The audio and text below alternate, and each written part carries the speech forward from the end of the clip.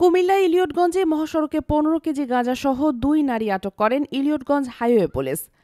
ঢাকা চট্টগ্রাম মহাসড়কের কুমিল্লার ইলিয়টগঞ্জে ১৫ গাঁজাসহ ২ মাদক পাচারকারীকে আটক করেছে ইলিয়টগঞ্জ হাইওয়ে পুলিশ। সোমবার দুপুরে মহাসড়কের দাউদকান্দি উপজেলার ইলিয়টগঞ্জ বাজারে ফুট ওভার ব্রিজের নিচ থেকে তাদেরকে আটক করা হয় বলে জানান।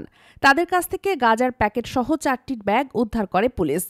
আটককৃত আসামিরা কুমিল্লা বুড়িচং উপজেলার প্রয়াত পূর্বপাড়া গ্রামের সৈকতের স্ত্রী রিমা আক্তার এবং চাঁদপুর জেলার মতলব উপজেলার তালতলী গ্রামের মোহাম্মদ মোক্তার হোসেনের স্ত্রী শারমিন আক্তার। ভিত্তিতে একটা খবর পাই, তো খবর পাওয়ার পর আমরা ফোর্স সহ ঘটনাস্থলে উপস্থিত হই। এটা ছিল ঢাকা চট্টগ্রাম মহাসড়কের চট্টগ্রাম মুখী লেনের ফুটওভার ব্রিজের নিচে। তো আমরা তৎক্ষণাৎ আপনার যাচাই বাছাই করি। তারা দীর্ঘদিন যাবৎ মাদক পাচার করে আসছে বলে জানান হাইওয়ে পুলিশ।